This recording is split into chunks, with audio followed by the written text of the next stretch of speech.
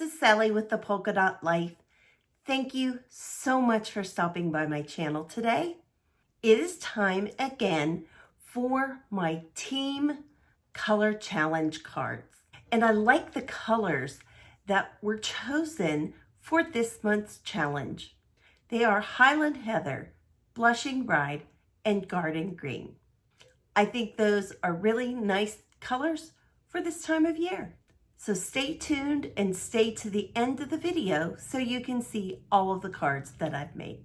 Let's flip the camera down and get started on today's project. It is time again for my team's monthly color challenge. This month we were assigned Blushing Bride, Highland Heather, and Garden Green. And so I've made 3 cards, so stick around to the end and see what the other 2 turned out like. But I have chosen one to film for you today that uses the Flowers of Friendship bundle. We're going to do just a very tiny amount of stamping, and we are going to make some flowers. I thought that given that we had a green and some nice floral colors, that would be a good choice. I am going to do one set here. Let me do one set here. I don't have these aligned great for my stamp, which is why I'm kind of going round about here. Okay, I thought I needed one more set, but I don't. So we are good on that. Okay, I have our punch, and it's called the Flowers and Leaves punch. And you could probably tell the way my block was set up for my leaves. I had been doing some other stamping where I had everything on one block, but I just left my leaves go where they were supposed to. And we'll just have to weed out what's good. And I know it's wasting a little bit of paper, but sometimes you just have to sacrifice a little bit of cardstock for how you need these to come out. I could have cut little strips and done it, but time was not my friend today, so we are just doing it this way.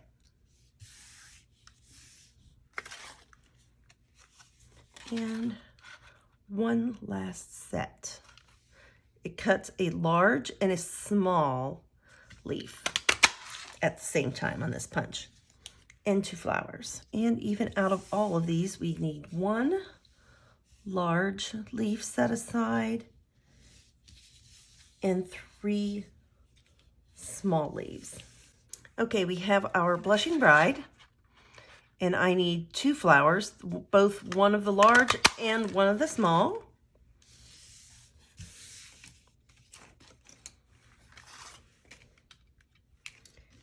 And then of the Highland Heather, I need 2 sets.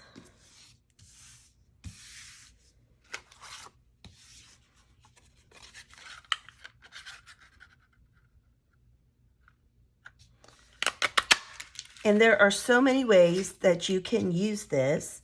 I am just going to just scratch the surface with this today.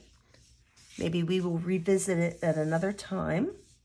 I have a pair of crafting tweezers, any small point tweezers that you have for your grooming or whatever, you could use those as well. And I'm just going to take these flowers. I didn't even stamp them, we just punched them.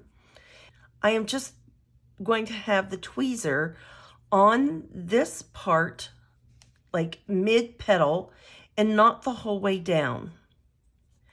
And I am just going to take it and kind of rotate it. And you might just manipulate that petal just a little bit on this end. And we're just gonna kind of break those fibers and put a little indentation in just to give this flower a little bit of shape. I just have to be sure not to squeeze my tweezers or they come apart. Yours may be different. I'm just holding mine at this side and twisting.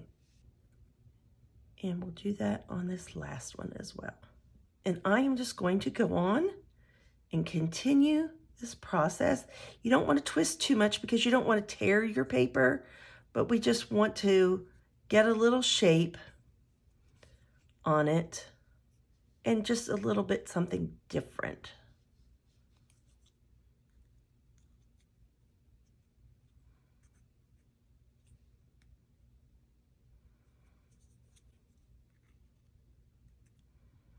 Just give it a little turn. There. And we're just going to pile these up to the side. Okay, it really doesn't take too long, but that is the end of my shaping. Let's bring in a basic white layer that I've cut out already using the Color and Contour dies, one of the dies from there. And we will bring back in the Memento ink, and we will ink up this large stem with flowers and leaves.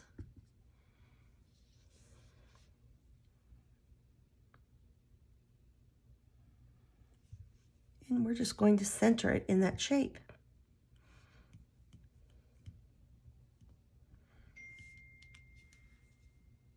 And we aren't going to worry at all that that little portion did not stamp.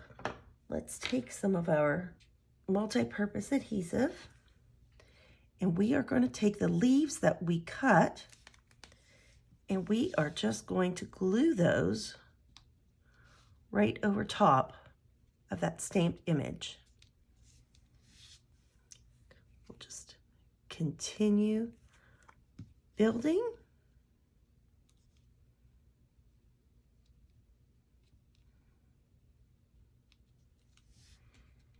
And like I say, there are so many ways you could color this set.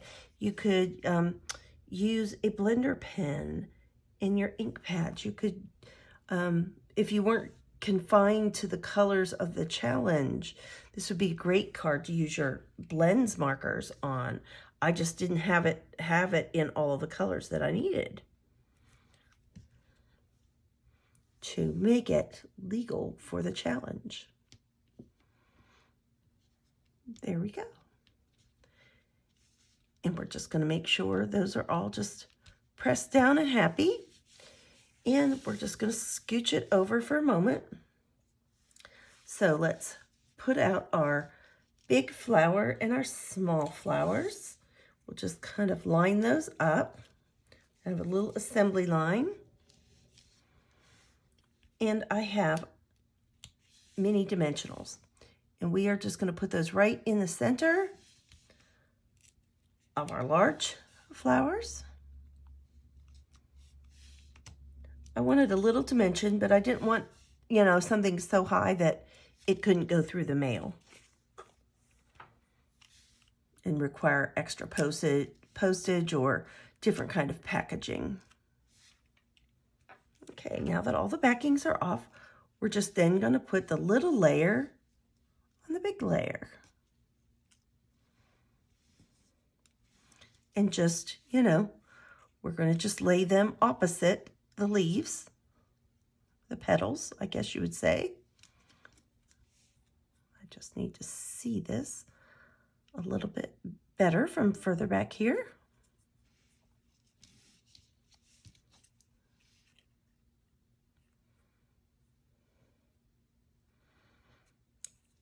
So there, super easy.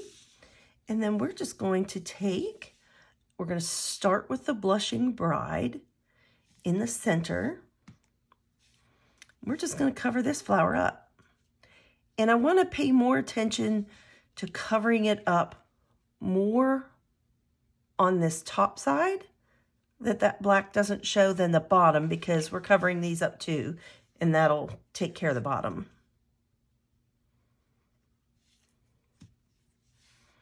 And then we are simply going to put this one here. And I think I need to shape these leaves just a little bit better. These petals, I should say. And after this dries, we'll go back and shape these a little bit better once we know how they're laying on our card. And there. Those are super, super cute. And I could have done this probably much easier if I'd have done this first. But my first one, I shaped them that way, and then when I got it on the card, it wasn't covering the lower layer as much as I wanted it to.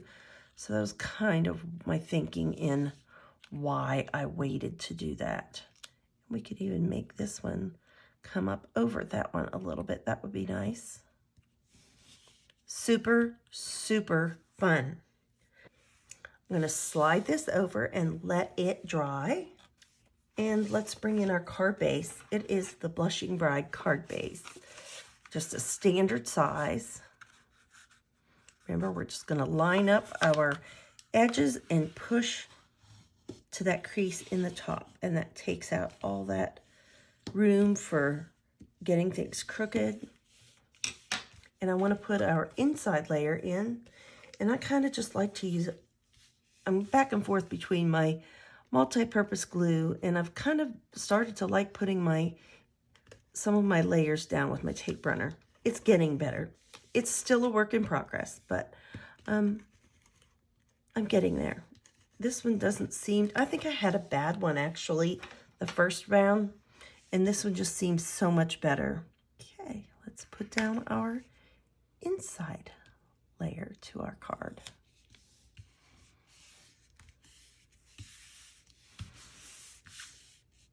And I just use this long layer of flowers, that stamp for the inside. And then let's put this one down. And I like to glue my smaller pieces, you know, up to my bigger pieces.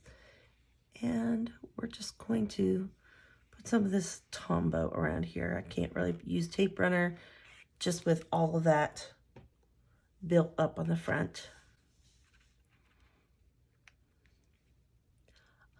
I love these new color and contour dies. They're just so pretty.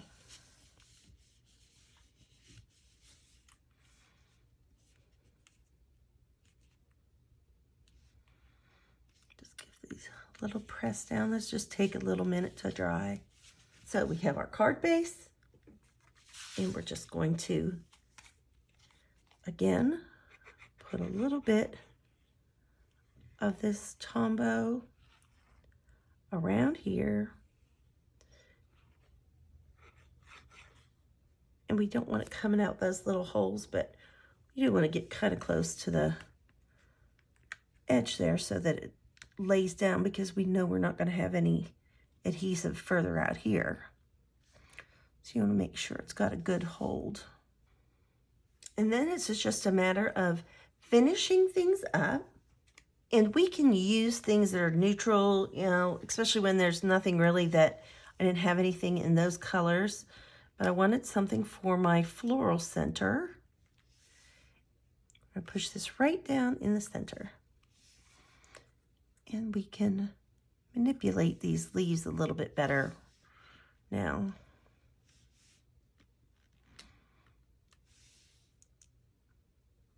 And the one on our Blushing Bride. And one on our other Highland Heather. And now, like I say, let's just give this a little more definition or some shape. I think I like the fact that the lower leaves lay flat and bending these upper ones, I think, is how I'm going to like this best. And that is just super cute. I have just a little thank you. And we'll go ahead and put mini dimensionals on that.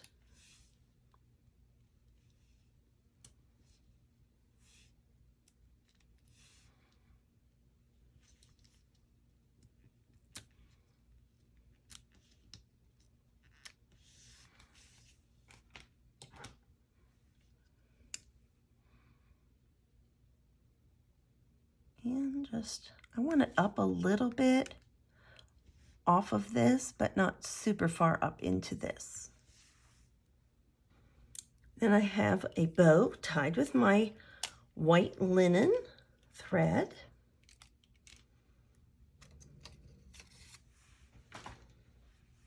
And we're just going to roll that into a ball, or actually maybe kind of more of a log shape, since this is tiny.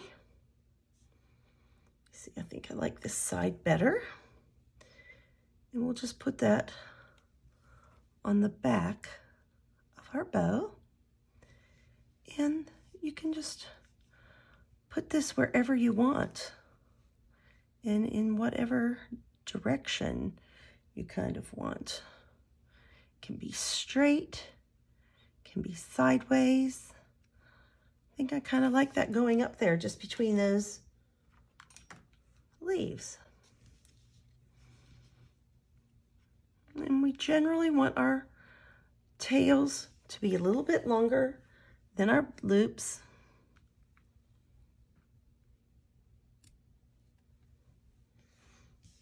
And again, you can make them go out, you can make them go in. This one, I think, just needs to be a little shorter, and these aren't my ribbon scissors, and you can see that that does make a difference. But I just thought it was kind of fun. And I just decorated we did the inside, and I did the envelopes the same way. I just did that row right up there like that.